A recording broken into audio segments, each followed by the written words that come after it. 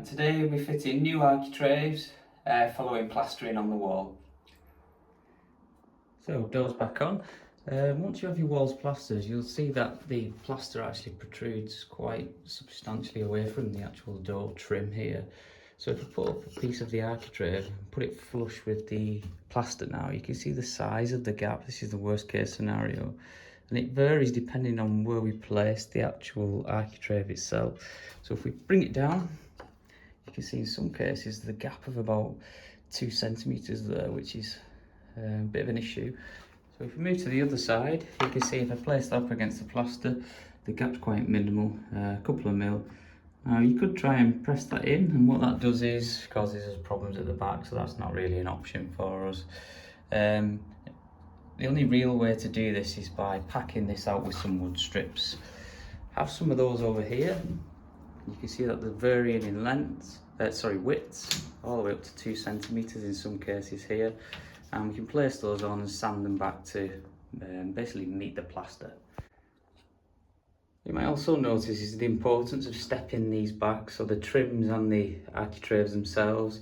We don't really often want them too flush in case we get this snagging effect where it catches on the door when the door opens, particularly at the... So we tend to step these back a bit, anywhere between 2-3 mil. We'll step them back a bit and make a bit of a feature out of these. So the right hand side of our door is the worst, and if we place that trim in to the thickest point, this 2 centimeter trim, you can see that it's pretty much now flush with the wall here. However, because it changes up as it moves along, you can see that it's now protruding. So once that's on, with some adhesive, grab adhesive and some panel pins, we can sand that back, you can see. So as you might be able to see, I've put the trim temporarily in place with some masking tape. If we put the panel pins in now with the adhesive, we don't want to be sanding back onto the panel pins. So multi-tool with a sander piece, and all we're going to do is use our template to try and match up the two sides as closely as possible, so the plaster against these two, and just by using this template and moving it up and down, we can get it as flush as possible. So on this section here, just a quick example, a little bit more needs to come off. So I'm just going to use a multi-tool with the sander application on it and just sand this back slowly. You don't have to use a multi-tool, you can use a traditional block with a piece of sandpaper, but this just makes it quicker for me today. And then just check again and keep working your way down until you get it as flush as possible. So because we've got a deep trim, 2 centimeters, and then it thins out at the top, and we're going to have to take a little bit more on it. It's easier to use a planer, a manual or an automated planer, so we're just going to do that now.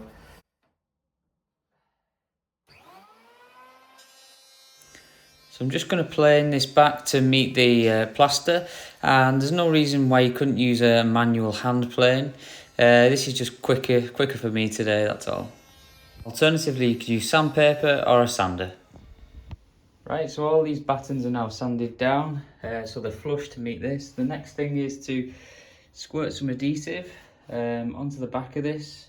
We'll use a squiggle arrangement, followed by some panel pins, which we'll knock into the side. So I'm just positioning the first few panel pins temporarily into the wood, so I'm not actually knocking them in yet, just going to put them into position. And then once the adhesive is in, we can just bang those straight in.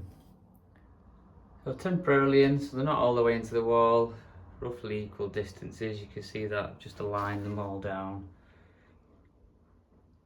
And now it's a case of adhesive and banging them in.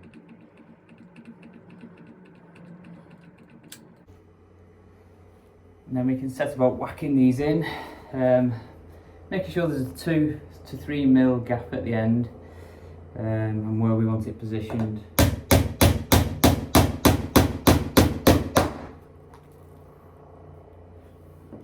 make sure it's in the position that we want it. These are lost head nails, so if any of these are protruding a little, we can just tap them in and get them out of the way so it's ready for the actual board itself. So tap them in a little.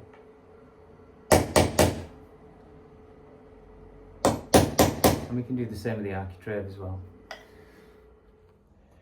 So if you do use adhesive alongside panel pins, make sure you don't put too much on, because this gap here will get quite large if you start to put large quantities of adhesive on there.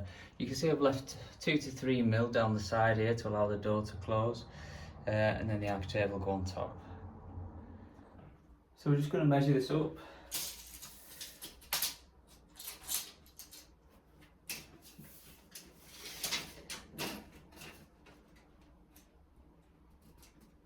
Appears to be 191.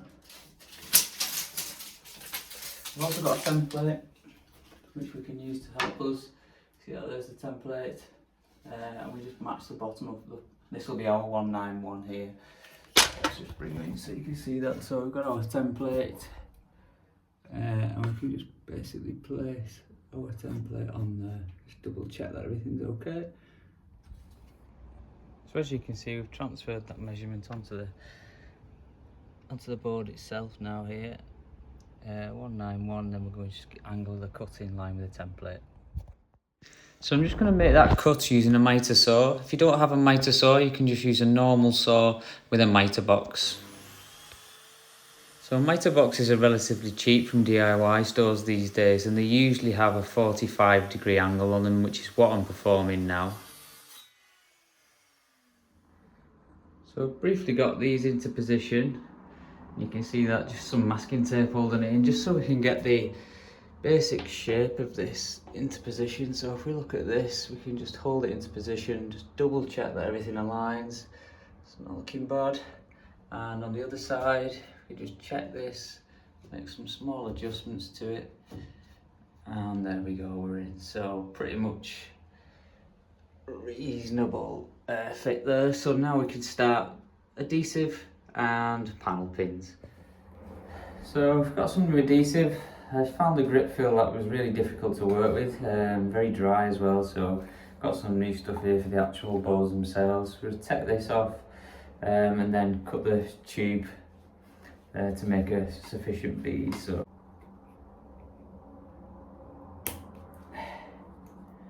we don't damage the thread, very close to there. So top on.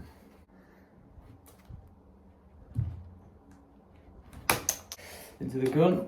Put the bead in the right direction. Initially push that in. So I'm just going to go all the way the length of the board.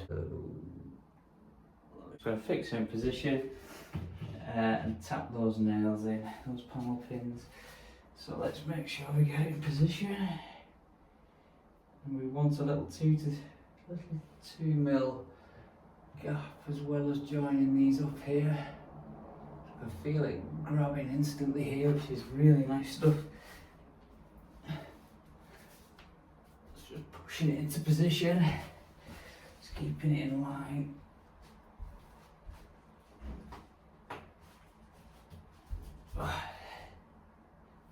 Feels really nice and strong with that.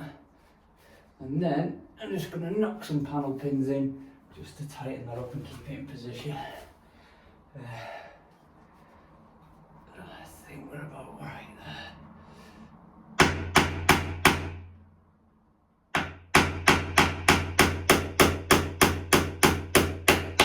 There we go. So we're just fixing some final panel pins in, equally spaced all the way down. So let's just put a few more of these in, and hopefully once the adhesive is set, it won't move.